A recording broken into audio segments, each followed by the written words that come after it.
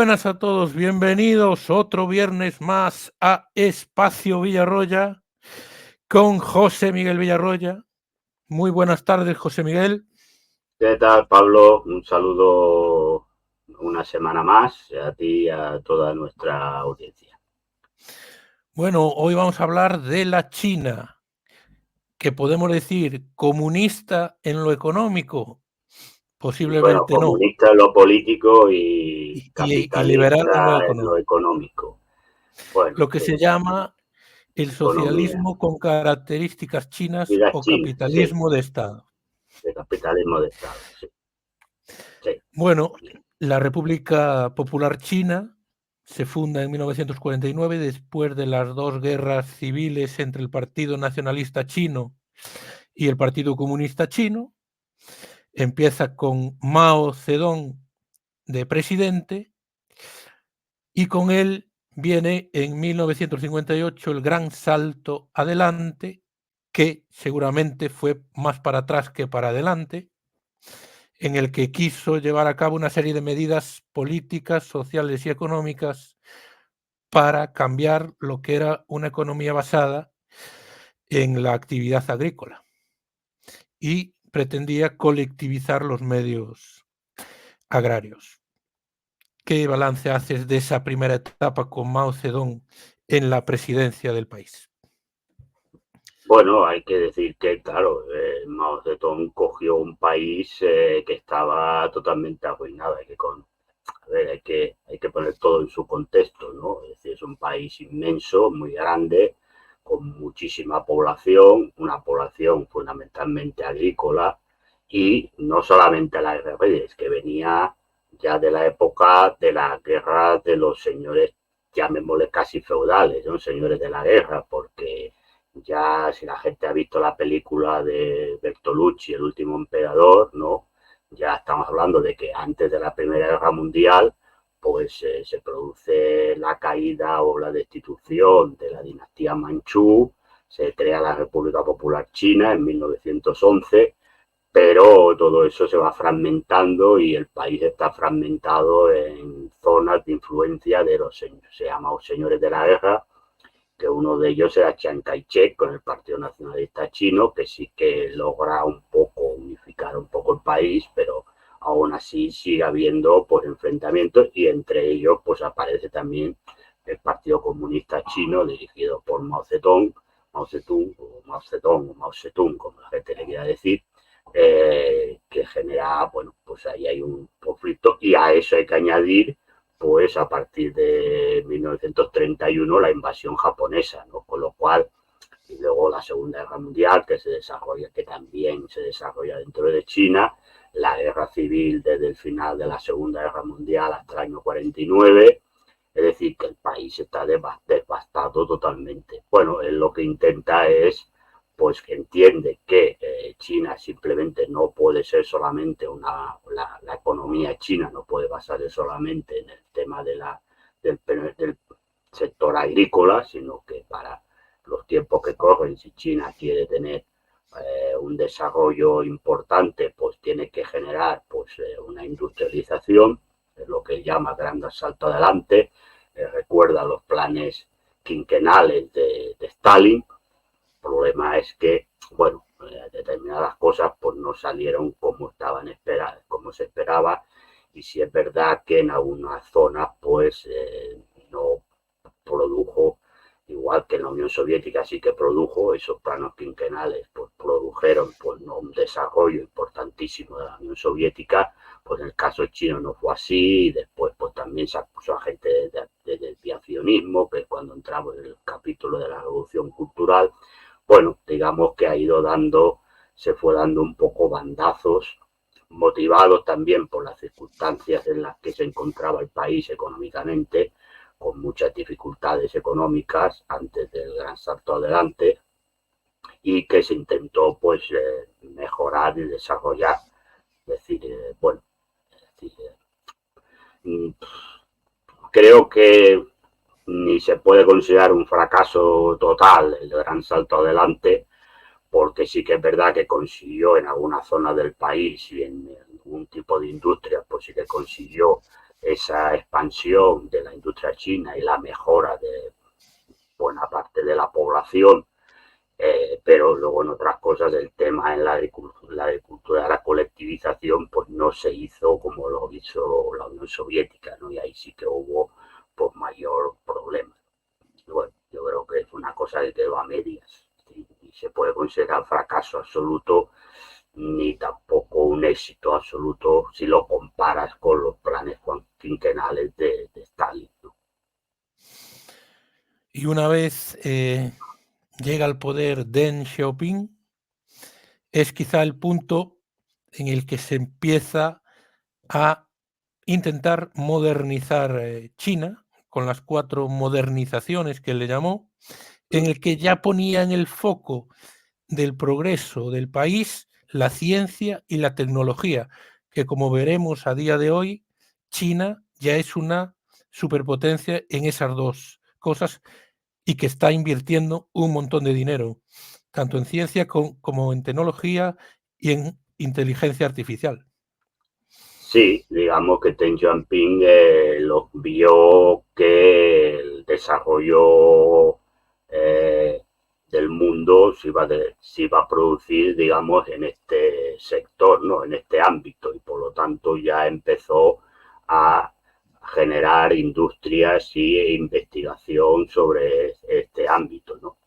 El tema es que, bueno, lo que pasa es que ahí es donde se empieza, digamos, la liberalización de la economía, ¿no? Y se crean esas zonas especiales, las principales alrededor de la ciudad de Shanghái, ¿no? Donde se genera una especie de zonas donde se permite un capitalismo controlado, una liberalización mayor de la economía para producir un desarrollo o una entrada de capital extranjero y un poco, claro, que empiece a surgir empresas privadas. Es verdad que el Estado controla la empresa, es decir, las empresas son en principio estatales, aunque la gestión la hacen de forma privada, ¿no?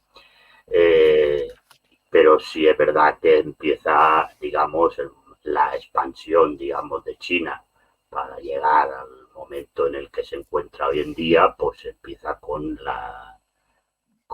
esta política de Deng Xiaoping de las 4 modernizaciones y centrándolo específicamente en el mundo de la ciencia y de la tecnología, donde China pues empieza a investigar y hoy en día yo creo que es la potencia hegemónica en este campo. Bueno, pero también fue consciente Deng Xiaoping de que tenía que hacer un ejército muy potente, que tenía que ser una potencia militar, también crear un servicio de inteligencia potente y una diplomacia que con el paso de los años le fue otorgando a China ciertas relaciones con ciertos países que han sido beneficiosos para el comercio exterior chino.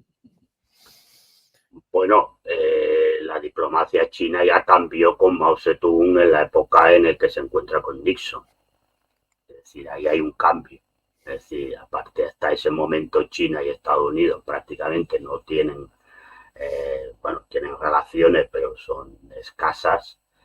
Y a partir del encuentro entre Mao Zedong y Nixon, pues se empieza a establecer una relación bastante cordial durante todo ese tiempo entre China y Estados Unidos, entre otras cosas porque ambas consideraban a la Unión Soviética su principal rival.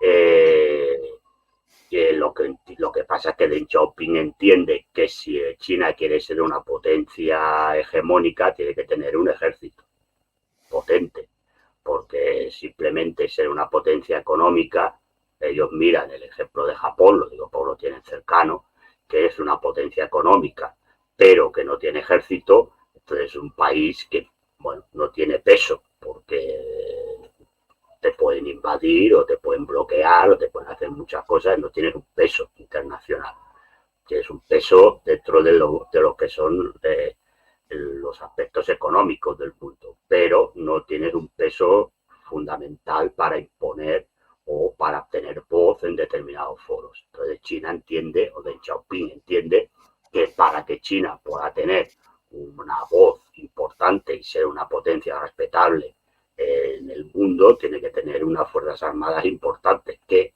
impidan que países, bueno, que puedan estar en contra de China en la zona, porque él en principio lo que plantea es la zona que ellos consideran de su ámbito más próximo, donde ellos quieren influir, pues tener un ejército que tenga capacidad disuasoria, ¿no? Que también pensando siempre en Taiwán, que ellos consideran que eso es China, Taiwán es China, y está siempre dentro de la diplomacia china o del objetivo de China que vuelva a casa, ¿no? Para entenderlo, a ver si me entienden.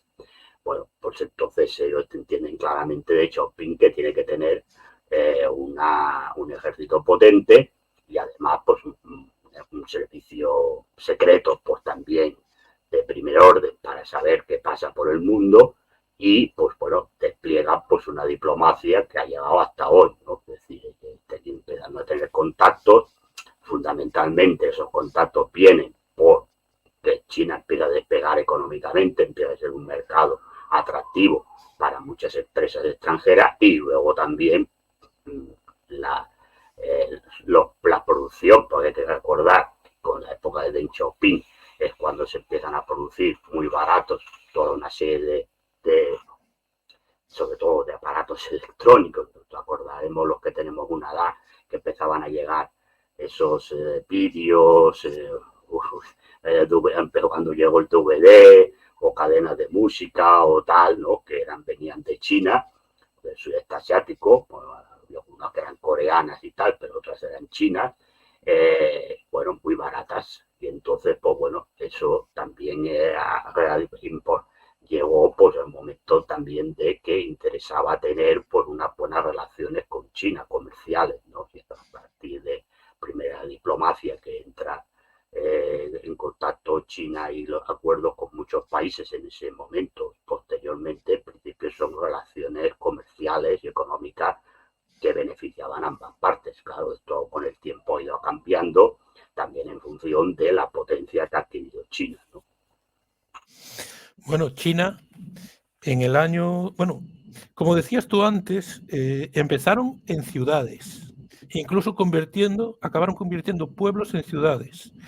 Pueblos de 40.000 habitantes en ciudades de 12 millones de habitantes, con el capitalismo aislado del resto del país, en el que convivían comunismo y capitalismo, y lo fueron implementando en localizaciones concretas. Pero también tuvo claro Deng Xiaoping que tenía que formar a los chinos y los enviaba fuera a donde estaba el conocimiento para que volviesen y lo aplicasen en China. Sí, ellos enviaban mucha gente a universidades prestigiosas de Estados Unidos, de Gran Bretaña, de Alemania, es decir, zonas del mundo donde ellos consideraban que se estaban realizando investigaciones muy importantes y muy interesantes sobre estos campos que él ponía de la modernización y fundamentalmente en el campo de la ciencia, de la investigación científica y sobre todo tecnológica, que ellos consideraban, ya preveyeron que era lo que hoy es. Así que va a ser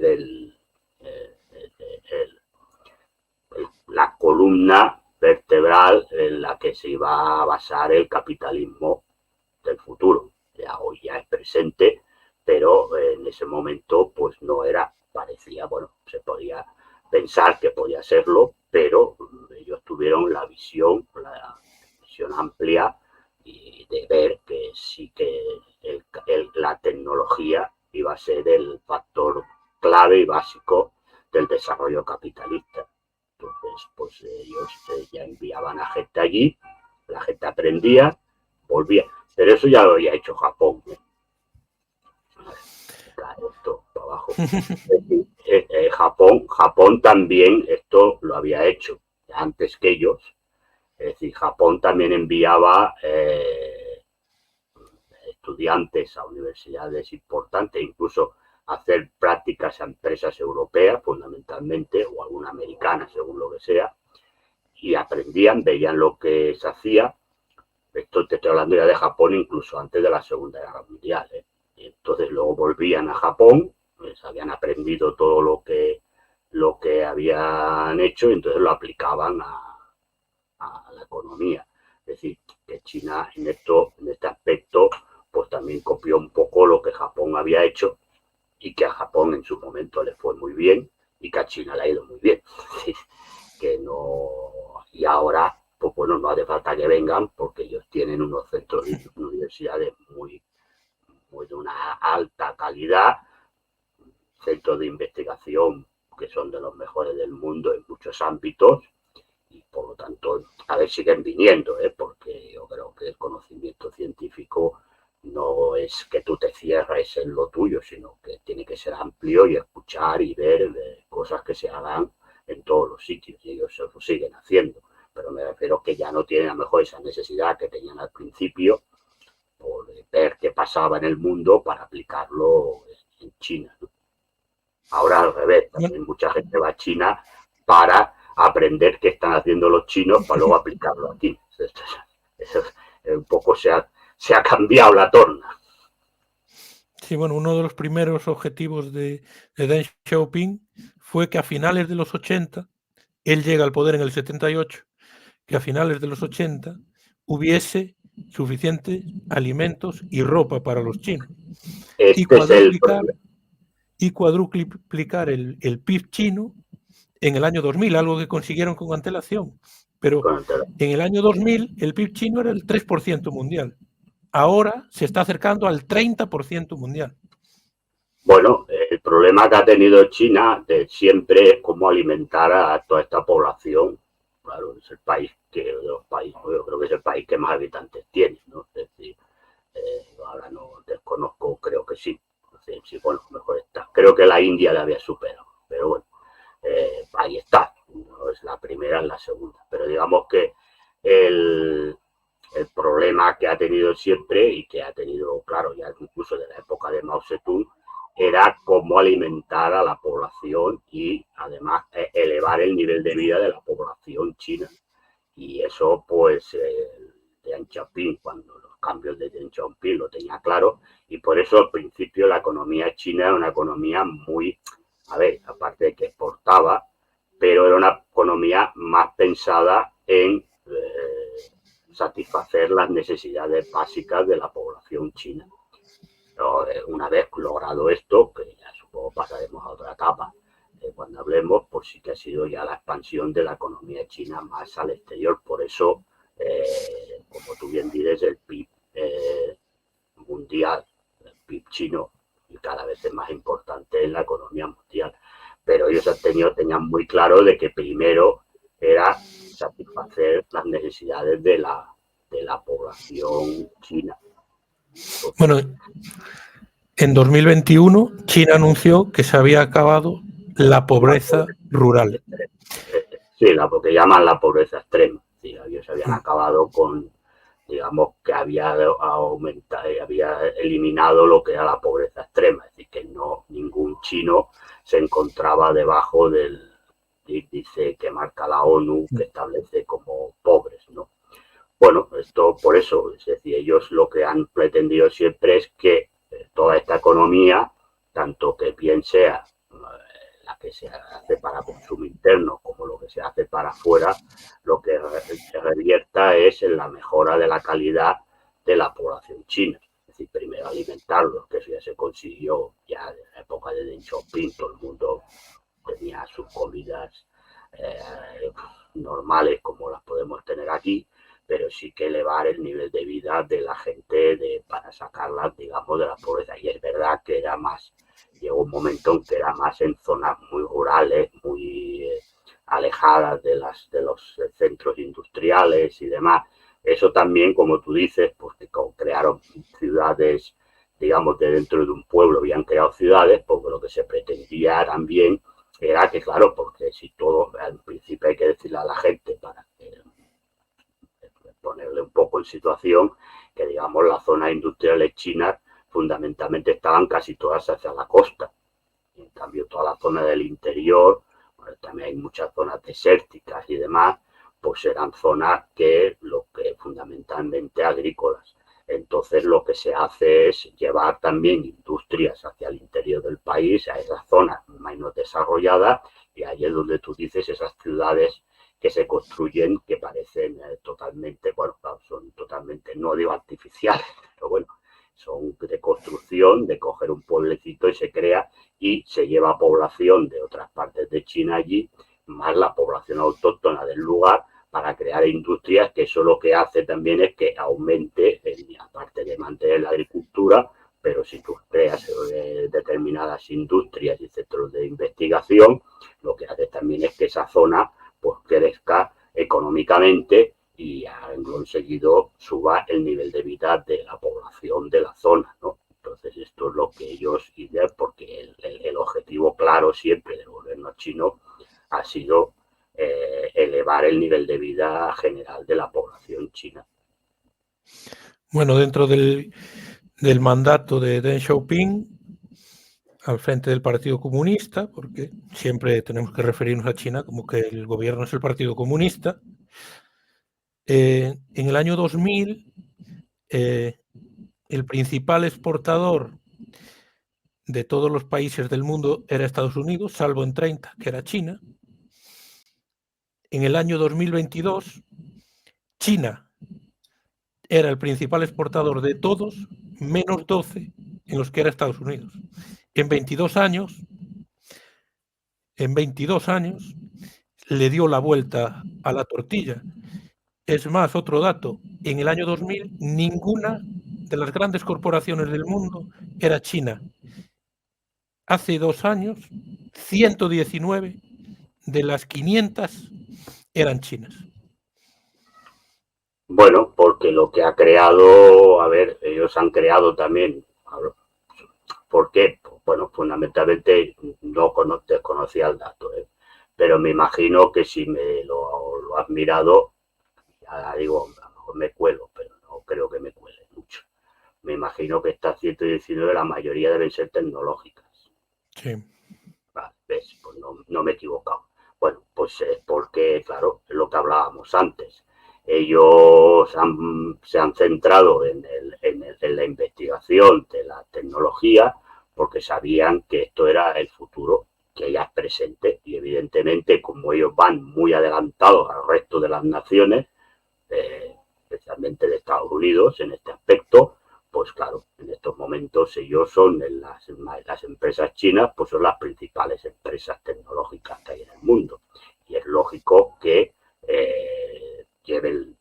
estén la mayoría en esos puestos de las multinacionales y de las exportaciones, porque evidentemente ellos son los que más generan digamos, todo este tema de los componentes tecnológicos, de determinadas móviles, etcétera, etcétera, son la primera potencia.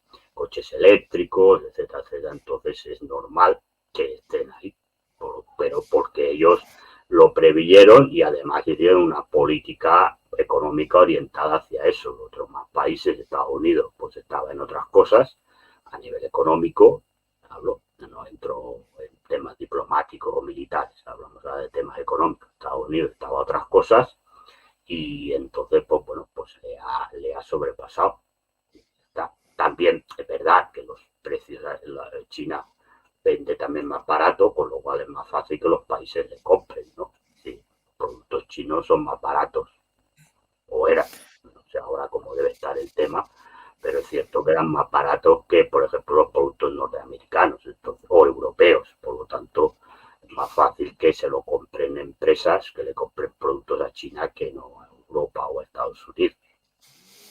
Bueno, China invertía en I+D 33.000 millones de dólares a principios de siglo. Ahora son ya cerca de 300.000 millones al año. Pero en esa época, a través de un plan que se llamaba Go Global, sobre todo con empresas como Huawei o ZTE, pues trataron de que se hicieran globales y unas grandes corporaciones de la tecnología, una de las grandes empresas de la tecnología mundial. Y ahora, antes de pasar a la época que nos queda, que es la de Xi Jinping, vamos a mostrar una pregunta que te hace Alejandro Pino: ¿por qué China prefirió industrializarse con Estados Unidos y no con la URSS? ¿Qué diferencias los alejaron y aprovechó Kissinger para iniciar la caída soviética? Bueno, vamos a ver, cuando se produce la llamada desestalinización iniciada por Khrushchev, Mao Zedong considera que Khrushchev es un traidor, vamos a ver, un revisionista de la obra de Stalin y que eso no era comunismo, ¿no? A partir de ahí, a ver, hay que decir que China y la Unión Soviética tenían ya de tiempo, ya hablando de la época de los zares también, porque en el fondo luego los problemas de política exterior o territoriales, pues tampoco, esos son inmutables, haya los gobiernos que haya, pues también tenían problemas fronterizos. Hay que decir que poco conocido, pero la URSS y China tuvieron pequeños enfrentamientos militares en la frontera de Mongolia. Entonces, bueno, digamos que China empezó a considerar de Mao Zedong a la Unión Soviética y todo lo que era el bloque soviético como revisionistas y que habían traicionado el comunismo y demás, y empiezan a enfriarse y a empeorarse las relaciones diplomáticas entre lo que era la Unión Soviética y China. Esto lo aprovechó pues un señor que no hace mucho que murió, ahí se quede, pero que hay que decir que era bastante inteligente y bastante hábil, como Henry Kissinger, que vio la puerta abierta para acabar de romper lo que él consideraba el bloque comunista, y estableció, pues, bueno, abrió la puerta a relaciones con China, que termina con la visita de Nixon a Pekín y se encuentra con Mao Zedong. Bueno, a partir de ahí empieza a establecerse relaciones comerciales entre Estados Unidos y China. Estados Unidos invierte en China y también es parte, hay que decirlo, de que antes ya de la llegada de Deng Xiaoping, de la muerte de Mao Zedong, pues ayuda un poco al crecimiento chino, también hay que decir que eso. Y hay que decir, porque esto hay que decirlo, que China también tiene su parte cualita de culpa en la caída de la Unión Soviética, porque China empieza a establecer una diplomacia contraria a la Unión Soviética. Hay que decir que en Afganistán, cuando estaba la Unión Soviética en Afganistán, los talibanes no solamente los financia Estados Unidos, sino también tienen apoyo chino.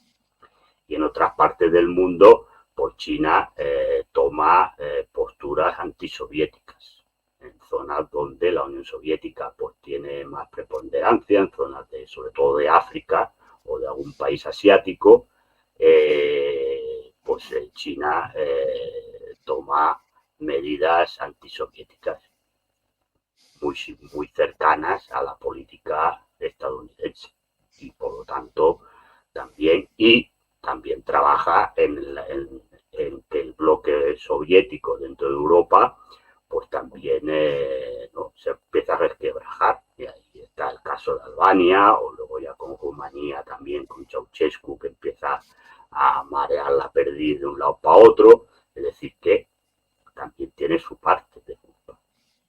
China, por mucho que saque la bandera comunista, tiene también cosas que esconder y también tiene una responsabilidad respecto a la caída del bloque soviético en Europa. Bueno, pues tenemos que volver a darle las gracias a Maestranza, que la semana pasada nos donó 100 euros y esta semana nos dona 70. Pero lo hace con un fin, y es que tú arregles el sonido. Entonces, ya llamaré al informático para que me arregle el sonido. Pero bueno. Vamos a ver. Hay dos opciones. Si tiene mucho dinero Maestranza, porque sí, hombre, yo creo que no tiene que dar, si no le sobra el dinero, a mí me da como pudor que nos done 170 euros en 2 semanas. Pero si le sobra, le voy a pedir a José Miguel que no arregle el sonido para que Maestranza nos done cada viernes, claro, 70 o 100. Bueno, no sé, yo intento arreglar, no sé cómo va esto, pero bueno, vamos a ver. Bueno, a mí me da un poco de pudor estas cantidades. No, hombre, no hace falta que nos dé tanto porque las cosas están mal de la vida. No, hay que tener más cuidado. Ya preguntaré, a ver, tengo amigos informáticos, a ver si pueden venir y que no me van a cobrar nada, les invitaré una cerveza y me miran a ver el audio del de esto. No hace falta que dé nada de dinero para que arreglemos el tema. Para que YouTube se quede con casi la mitad. Sí. Muchas gracias, Maestranza, de nuevo. El régimen, Alejandro Pino te hace una pregunta. ¿El régimen de China es realmente comunista o una variante de capitalismo? Bueno, a ver, esto depende de lo que la gente considere comunismo o no comunismo. Si me preguntan mi opinión, yo no creo que en estos momentos China sea comunista. Ahora, hay mucha gente comunista que considera que China es comunista. Mi comunismo, el mundo en que yo entiendo que tiene que ser comunista, es el mundo que yo conocí de la RDA y de la Unión Soviética, que lo conocí en primera persona. Lo que hay en China ahora, más allá, es verdad que la bandera es roja, que cantan la Internacional, que el Partido Comunista Chino es el partido que controla el Estado, es verdad que no es un capitalismo entendido como aquí, porque el Estado tiene el control de las empresas principales del país, pero es un país que tiene millonarios y que tiene gente no pobre de solemnidad, porque es verdad que lo han sacado de la pobreza, pero que sí que tiene gente que, bueno, pasa el mes como puede, igual que nosotros. Yo eso no lo entiendo como comunismo, con todos mis respetos. Yo el comunismo lo entiendo en una sociedad donde no haya millonarios, donde todos no haya clases, donde haya la gente viva con dignidad todo el mundo y no tengas que estar pendiente de a ver cómo llegas a fin de mes. Entonces, eso es lo que yo entiendo.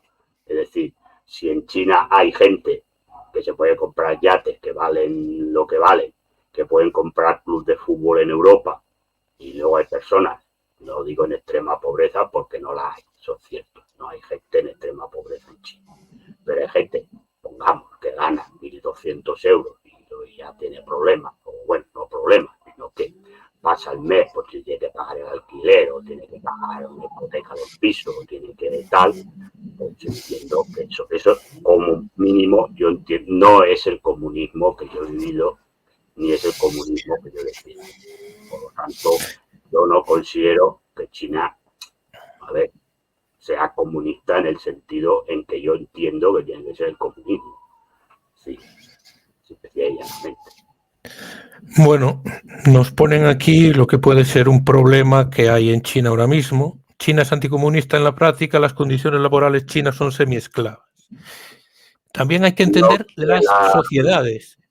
Los chinos están acostumbrados a trabajar 20 horas diarias. Aquí sería imposible esas condiciones imponer. No. También es distinto. Es decir, hay que entender también que a veces el tema es que las condiciones laborales a veces vienen determinadas también por unas costumbres sociales. Es decir, también la gente mejor está acostumbrada a trabajar por 10 o 11 horas diarias y no lo consideran una esclavitud. No sé cuáles son las condiciones laborales en China, que las desconozco. Es decir, no sé qué horas hay del trabajo, cuántas se paga. Sé que ha habido algunos problemas y algunas huelgas de gente que se ha dejado, pero sí que conozco y sé pues de empresas chinas que están fuera de China, pero que dependen del gobierno chino, por algunas en Europa, donde las condiciones laborales pues no son para tirar cohetes. Esto sí que lo conozco. Y uno no lo tenemos muy lejos, porque puedes ir al puerto del Pireo en Grecia Hubo bastantes problemas por las condiciones laborales que ponía el puerto del Pireo en Grecia, en Atenas. Lo gestiona una empresa china que es la empresa que esta es estatal totalmente, no es privada. Esta es una empresa estatal 100% de China, y las condiciones laborales que ponía a los trabajadores pues generó, bueno, hubo muchos problemas y huelgas bastante duras, y al final, bueno, parece que se han arreglado las cosas, pero bueno, entonces este es el tema. No sé en China, a ver, reconozco que no soy especialista en China, es decir, no, leo cosas y veo, pero no soy especialista en China, entonces no sé en estos momentos qué regímenes laborales tienen y qué horas de trabajo hacen y demás. Sé que hubo, porque esto sí que aparece a veces, claro, te sale gente que vive allí, sé que hubo huelgas en la industria textil, que es donde trabajan sobre todo muchas mujeres, y hubo huelgas porque se quejaban de que trabajaban muchas horas para lo que le pagaban. Pero claro, también todo esto, a lo mejor es que no es este el micrófono que sale. Vamos a ver si por el micro, a ver, es que, vamos a ver.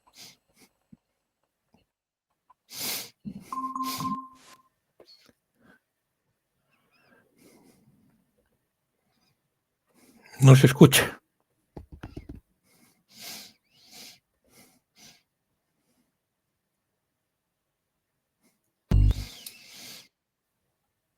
¿Se escucha ahora? Sí. Bueno, vamos. De igual forma que antes. El micrófono lo vamos a tener que arreglar otro día. Hoy vamos a seguir adelante con la época de Xi Jinping, que empieza en 2012. Es una época en la que los chinos empiezan a viajar, porque prácticamente no había turismo en China. Me refiero de China hacia afuera. Y 100 millones de chinos cada año viajan fuera de sus fronteras. Hay que decir que China es un país con un nivel muy bajo de criminalidad y que tiene muy claro cómo construir el país, y que es a base de la ciencia y de la tecnología, de todo eso es como quieren construir y tener su modelo productivo. Dentro de lo que puede ser el comunismo, es que la doctrina de Xi Jinping se tiene que estudiar en los colegios. Y últimamente, primero, se eliminó la limitación de un hijo por pareja, se pusieron 2 y ahora ya se pueden tener hasta 3. Pero hay que decir también que la esperanza de vida en China se ha elevado de 64 años a 77. Pasó de estar 26 años por debajo de Estados Unidos a estar un poco por encima. Eso es una de las características que ha tenido China en las últimas décadas, que ha crecido de una manera exponencial. Pero siempre queda la duda. Tú dices que no es comunismo, otros lo llaman comunismo con características chinas o capitalismo de Estado. Bueno, eso ya entra en opinión personal de cada cual y de cada uno. A ver, yo es verdad, a ver, que volvemos a decir, todos estos datos que tú estás dando demuestran que el gobierno chino, independientemente de la calificación que le queramos poner, ha trabajado para el bienestar del pueblo chino, y ha aumentado la esperanza de vida, ha aumentado la calidad de vida del pueblo chino, y eso pues se te aplaude y no se puede discutir. ¿Cuál es el problema de que han sacado lo de una pareja solo puede tener un hijo? Bueno, que al aumentar la esperanza de vida, lo que se está produciendo en China es un poco lo que se ha producido en Europa, que se está produciendo un envejecimiento de la población. Y entonces, El tema es que ahora tienen el problema de cómo mantener, es decir, toda esta, porque prevén, es decir, que dentro de unos años pues pase como en Europa, que haya más gente mayor que gente joven. Entonces, es como pagar por las pensiones de esta gente mayor. Bueno, el problema parece que la gente tampoco quiere tener mucho más de un hijo, mucho dos, porque hay problemas, parece, con el tema de la vivienda, que parece un poco aquí, ¿no? Que hay problemas para el alquiler, también empiezan a ser caros, o las hipotecas son caras. Hay que decir que también ha habido esta crisis inmobiliaria de Evergrande. Bueno, es decir, vamos a ver, es decir, el tema es, yo creo que, a ver, cuando llegas a determinado momento de crecimiento, claro, cuando sales de prácticamente la nada, que es como estaba China, cuando llega Mao Zedong, ahí es más fácil que el crecimiento se produzca. El problema es mantener ese crecimiento y esos estándares de vida y esos estándares técnicos. Esto es el que tiene el problema ahora. Y esto es decir, verdad que Xi Jinping lo que ha hecho es eliminar determinadas de las aspectos que había puesto Xi Jinping, Deng Xiaoping y el que vino detrás, no recuerdo cómo se llamaba, y también es verdad que ha recortado algo el tema de la liberalización económica, se está controlando más el tema de los bancos, se está controlando más el tema del crecimiento de esas empresas medio privadas, medio estatales, y ha puesto también pues un tope a la riqueza de estos grandes empresarios y demás, y es decir, que le ha dado un tope más social, si quieres, a ese crecimiento o ese capitalismo de Estado, como la gente le quiera llamar, y para centrarse más en temas sociales. Entonces vamos a ver si eso finalmente pues logra pues mantener el crecimiento chino, que por lo que leí, pero claro, el tema de China es siempre lo mismo, como ellos tampoco hablan mucho, claro, lo que sale tampoco sabes si es análisis certeros o es propaganda. Entonces, las cosas las mantengo un poco tal, porque en cuarentena. En cuarentena, porque tampoco sabes, pues claro, lo que te aparece aquí en los medios, tampoco sabes si es personas, no voy a acusar a nadie de nada, ¿no? Pero no sabes si son personas que están haciendo un análisis serio de información que tienen de China, o bien te están soltando un tema para decirte que todo aquello es un desastre porque están en contra de China. Por tanto, tampoco el gobierno chino o de China sale muy poca cosa dicho por ellos mismos, ¿no? En el sentido de que más allá de que es verdad lo que tú dices de los puntos de Xi Jinping y de la teoría política de Xi Jinping, que tiene que estudiar las escuelas y demás, que esto sí que lo podéis encontrar, porque esto entras por internet y encuentras el texto de Xi Jinping, ¿no? El libro de Xi Jinping, Xi Jinping sobre cómo tiene que ser el desarrollo. La visión de Xi Jinping. Pero bueno, pero esto es un tema más ideológico, pero que luego esto hay que entrar en las concreciones y ver si esto al final pues está produciendo, sí que se está produciendo el desarrollo tal, pues claro. Por otro lado, lo escuchas de que también tienen problemas para alcanzar el 5% del PIB que quieren alcanzar. Luego hay problemas con este tema de que las parejas parece que no quieren tener más de un hijo porque o con mucho dos, porque la situación de las casas y demás no es muy bollante, de que se asemeja un poco a lo que pasa aquí. Bueno, esto pues es ver a ver cómo se va desarrollando el tema, claro. Sí, pero repito, no sabes si lo que te dicen uno te lo dicen es porque se está haciendo un análisis serio de lo que es la situación china actual, o bien pues te están soltando un tema propagandístico porque lo que interesa es desacreditar o compran la propaganda que vende China. Por lo tanto, no no tengo argumentos para decir si.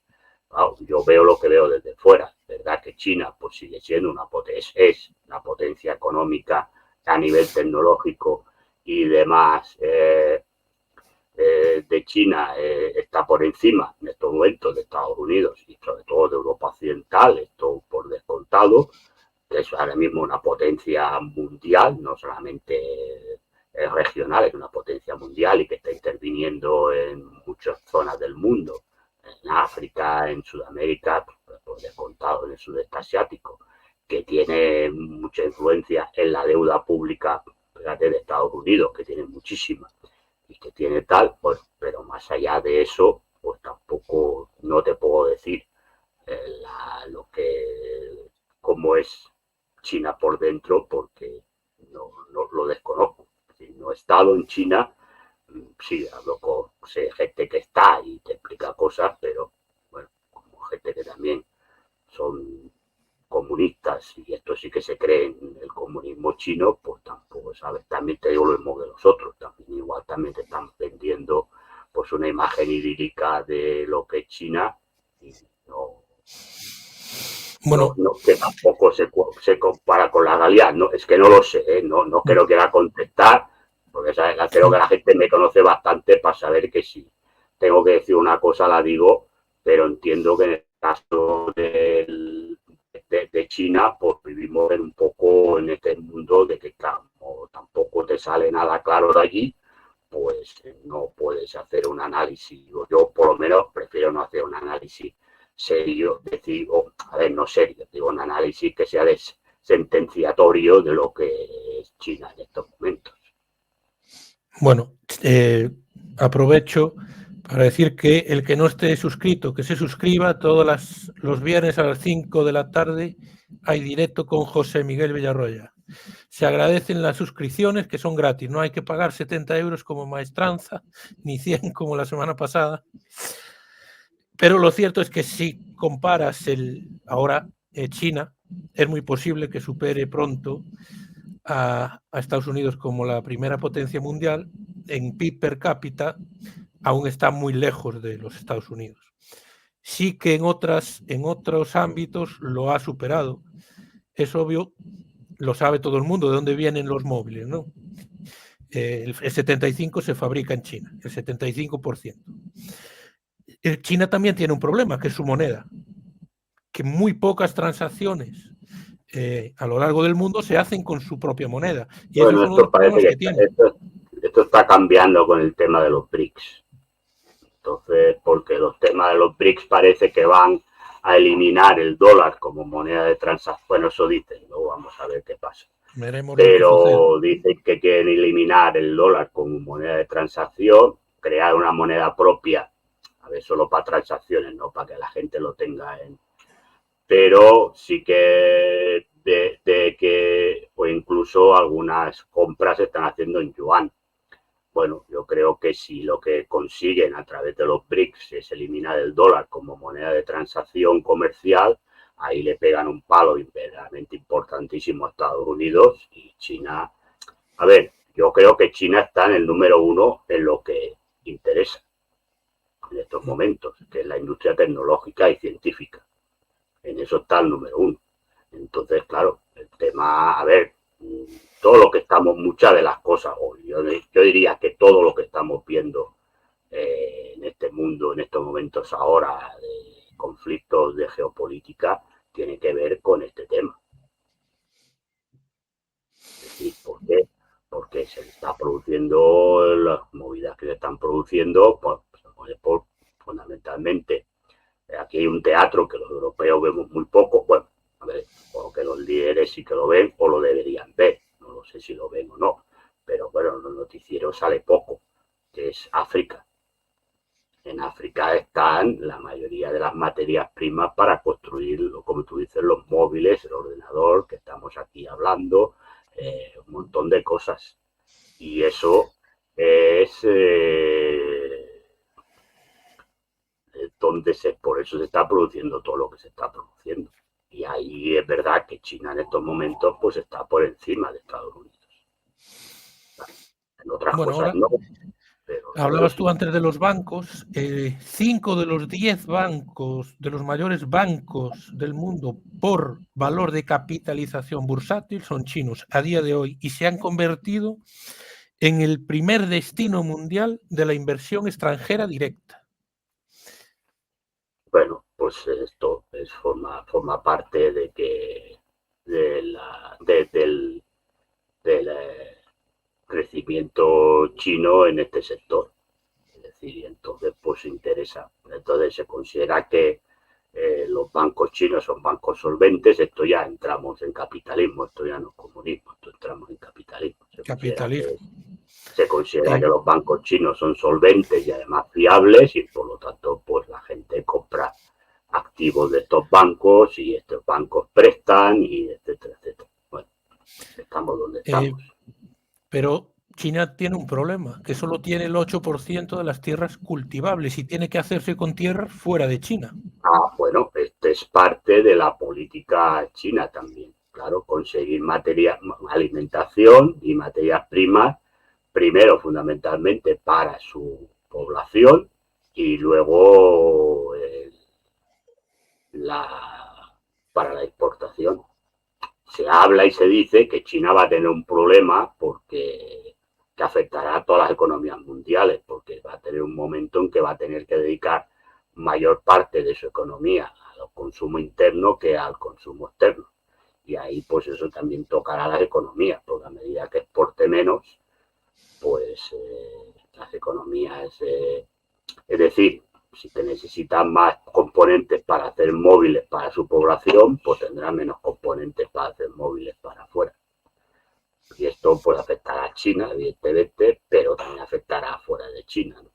Bueno, pero repito, volvemos otra vez a lo mismo de que son cosas que se dicen que tampoco sabes si es o no es o qué deja de ser. Una pregunta de maestranza. Profesor, ¿cree que Albania era el único país comunista o más comunista, como decía su propaganda por Radio Tirana, años antes de la caída del muro? Bueno, a ver, en Hoxha lo que consideró que Khrushchev era un traidor, eso tenía razón, se apartó del bloque soviético, se alió más con la teoría china, luego pues estuvo él, digamos, solo, por eso, y tenía miedo a que le invadieran, por eso si alguien viaja a Albania verá que hay todavía muchos búnkeres en medio de carreteras, algunos se han tirado, la mayoría, pero bueno, algunos están por ahí todavía, porque tenía miedo que le invadiesen. Bueno, yo nunca estuve en Albania, no he estado en Albania después tampoco de la caída del muro, porque es verdad que cuando yo estuve en la RDA, pues había muy escasas relaciones entre Albania y el bloque que va a llamarle soviético. No, yo no sé si era el único comunista o no comunista. Yo creo que la RDA era comunista también en aquella época, la URSS era comunista también en aquella época. Bueno, supongo que Albania también era comunista. O sea, que había diferencias de opinión en determinadas cosas. Yo creo que una vez sale Khrushchev del Politburó y entra Brezhnev, pues yo creo que muchas de las tareas que había hecho Khrushchev para cargarse el legado de Stalin se revierten y se vuelve, hombre, no a lo mismo de Stalin, porque por desgracia, porque también por ahí empieza también en la caída de la URSS, pero se revierten muchas cosas de Khrushchev. Lo que pasa es que Hoxha consideró que no, y bueno, pues estaba ahí. No creo que ni fuera el único comunista ni el más comunista, pero eran todos comunistas con sus diferencias. Bueno, hay muchos datos que muestran hacia dónde ha querido ir China como país, ¿no? Entre ellos la potenciación de la ruta de la seda por tierra, mar y digitalmente también, que ha construido, ha dedicado 10.000 millones de dólares a proyectos de e-commerce, de comercio online y 7.000 de pagos con móvil y al despliegue de redes de comunicaciones. China, la primera autopista que se construye en China fue en el año 1998 y ahora tiene 150.000 kilómetros de autopistas. Fue fugaz pasar de 0 100 en tantas cosas como hizo China. Sí, pero mira, esto, a ver, me parece bien que se construyan infraestructuras y demás, porque, a ver, esto sirve para el desarrollo del país, pero eso tampoco es el objetivo número uno del comunismo. Lo digo porque hay muchos comunistas que ponen el ejemplo ahora en Twitter, ¿no? De las ciudades chinas, de las ciudades americanas, pero digo de los rascacielos, no del que la gente esté en la calle, ¿no? Para que en Estados Unidos pues está la gente tirada allí con el fentanilo y bueno, en China eso no se ve. Porque mira, también quien más autopistas construyó en Europa fue Hitler, ¿no? Pues esa la de tres. Sí, yo creo que esto de construir infraestructuras no es el objetivo número uno del comunismo. Pero yo entiendo que potenciar la ruta de la seda, el hecho de que China Bueno, tenga el eso. 75% de vías de trenes de alta velocidad, tiene que ver también con el comercio que quiere Bueno, llevar a cabo. pero claro, a ver, pero vamos a ver, vamos a ponerlo también todo en contexto. Es decir, tú a lo mejor en España, que es un país, claro, si tú comparas España con China, no llegas ni a una provincia de China, a ver, pues no necesitarás a lo mejor tener 30.000 líneas de alta velocidad porque son deficitarias. Claro, si tú tienes un país como China, que es inmenso, y tú tienes que transportar mercancías de un lado a otro o personas de un lado a otro para que viajen, pues es lógico que necesites, a ver, porque intentes buscar una velocidad, porque si tienen que hacer con lo que se hacía con los trenes normales, pues a lo mejor están 4 días o 5 días o 10 días para llegar. Y entonces ahora con la alta velocidad pues te puede llegar el mismo día o como mucho 2 días según la punta del país al que vayas. A ver, yo entiendo, a ver, las cosas hay que ponerlas en contexto. A ver, esto no quita, porque hay que aplaudir que China pues haya conseguido este desarrollo de infraestructura en tan poco tiempo. Pero las comparativas también hay que ponerlas en cuestión, porque además se pone la comparativa de que China tiene tantas líneas de ferrocarril de alta velocidad y España tiene tanta o Alemania tiene tanta, pero claro, vamos a ver, también dependerá de las necesidades que tú tengas, porque luego las mismas personas que te dicen esto te dicen que España tiene mucho AVE y que es deficitario. Bueno, pues claro, es decir, porque tú a lo mejor en España no necesitas tantas líneas de alta velocidad como necesita China. Entonces, a ver, el discurso también tiene que ser un poco coherente cuando se dice una cosa.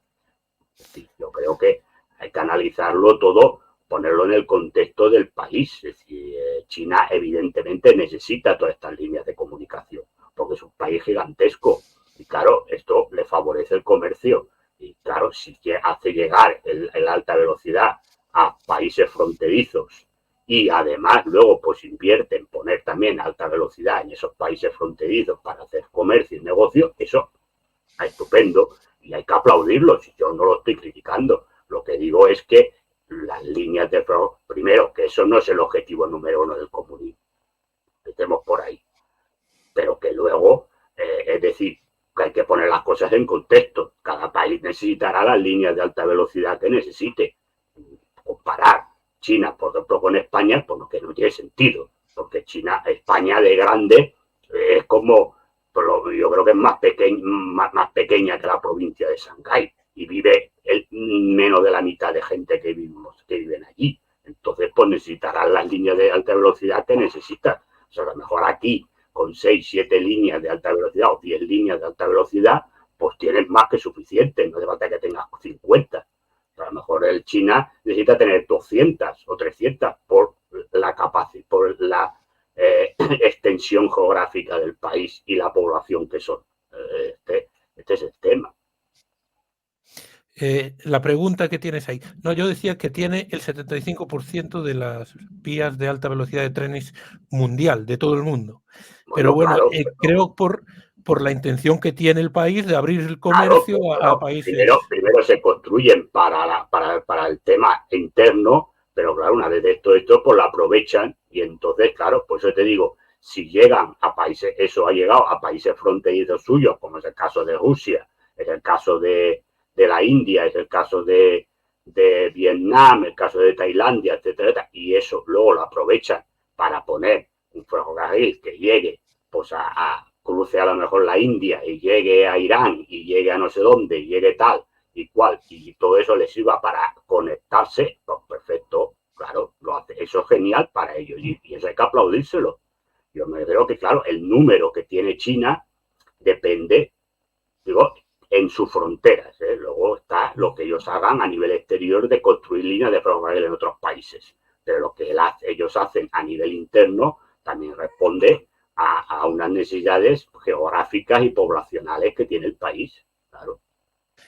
Mira, José Miguel, la pregunta que te hace Alejandro Pino, ¿qué falta para terminar de forjarse el eje multipolar China, Rusia, Irán, India, tan esperado para terminar con la hegemonía de Estados Unidos? ¿O es estrategia de la cultura oriental que nunca hemoglobina hemos entendido? ¿Entendí?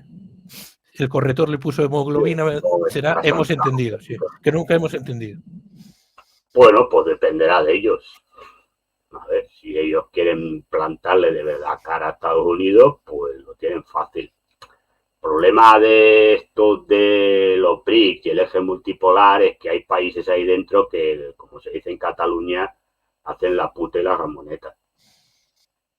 Es decir, o para entenderlo, como se dice en castellano, juegan a doble baraja. Es decir, porque hay países que sí que están en los BRICS y están en este eje multipolar, pero al mismo tiempo después tienen relaciones cordiales con Estados Unidos y que, por ejemplo, en el tema de Rusia, pues hay países que están ahí en los BRICS que juegan a apoyo y no apoyo, o en el tema de Gaza igual. Es decir, que bueno, habrá que ver verdaderamente, pues si ahí pues ellos generan un verdadero eje que sea alternativo al eje de Estados Unidos, dependerá de ellos. La capacidad para hacerlo lo tienen, porque tienen capacidad militar y capacidad económica para hacerlo. Pero repito, dependerá de ellos y dependerá de si todos los que están ahí pues siguen, es decir, porque es evidente que Rusia, China e Irán, pues sí que parece que van a una, por ahora, lo veremos, porque la diplomacia siempre cambia, pero luego hay muchos países que están ahí, que están en los BRICS, que están tal y cual, pero que van en función también de su interés, y hay momentos en su interés que les lleva a llevarse bien con Estados Unidos y en otros casos pues llevarse mejor con Rusia o con China. Así que claro, pues esto habrá que ver cómo se va desarrollando. Bueno, el objetivo de Xi Jinping es que en 2049, cuando se cumple el centenario de la República Popular China, sea la primera potencia mundial. Esa es su intención, pero no todos son buenas noticias para China, podemos decir, en términos macroeconómicos. Tiene que luchar contra la desertización, lo decíamos antes, solo el 8% de tierras en China son cultivables, con la contaminación que producen esas ciudades que han construido, contra la falta de recursos hídricos, contra los separatismos, contra el abandono del campo, contra la falta de energía, contra todas esas cosas, son problemas que tiene China a día de hoy. Bueno, hay problemas que son comunes a muchos países, ¿no? El tema de la sequía, pues esto es un tema que nos afecta a muchos países. Aquí tenemos sequía en España. Bueno, el abandono del campo, pues también una cosa que, a ver, normalmente cuando se produce una industrialización, se van pasando fases y se pasa a fases de industrialización o paseo a los sectores servicios, sector terciario, como le quiera llamar, pues es verdad que el sector primario va perdiendo fuerza y hay gente que encuentra más atractivo irse a la ciudad o a trabajar en una industria que trabajar en el campo. Y ahí pues sí, tiene el problema China como lo tenemos nosotros aquí. Es decir, que esto forma parte del desarrollo de las sociedades industriales. Bueno, la contaminación parece que sí que están trabajando en ello, lo están haciendo, según dice la ONU, bastante bien y que han reducido bastante el tema de la contaminación. Bueno, vamos a ver, estos son problemas que no solamente afectan a China, afectan yo creo que a todos los países del mundo. Entonces veremos cada cual qué medidas toma y cómo funciona. Pero bueno, de aquí al 49 todavía Queda mucho. quedan muchos años para decir 25. qué puede pasar. Bueno, pues hemos acabado el análisis de lo que es la China no comunista. seguramente. Bueno, yo he dicho lo que yo creo, ¿eh? Luego cada cual que piense, si consideran que China es comunista, pues perfecto. Yo digo lo que yo Bueno, hay quien entiendo por dice que comunismo. es políticamente comunista, económicamente Sí, pero capitalista. yo entiendo que Claro, pero van unidos. va todo unido. A mí no me vale poner la bandera y cantar la internacional y tal, si luego por debajo. Pero última pregunta. ¿Cómo la China comunista consiguió estar en el Consejo de Seguridad de la ONU si apenas se formó en 1949? Pues eso es una cosa que pusieron los americanos, porque en ese momento China era aliada de Estados Unidos y con eso se consideraba obtener un país asiático de importancia. Japón no podía ser porque era un derrotado de la Segunda Guerra Mundial y se decidió a China por su expansión y se consideró que China nunca iba a ser un país importante. Y en ese momento hay que decir que la ONU se crea en 1945-46, por lo tanto no están los comunistas en el gobierno, está el gobierno de Chiang Kai-shek, nacionalista aliado de Estados Unidos, y además se entendía que también era otro voto más que tenían los americanos, es decir, o el bloque occidental contra la Unión Soviética.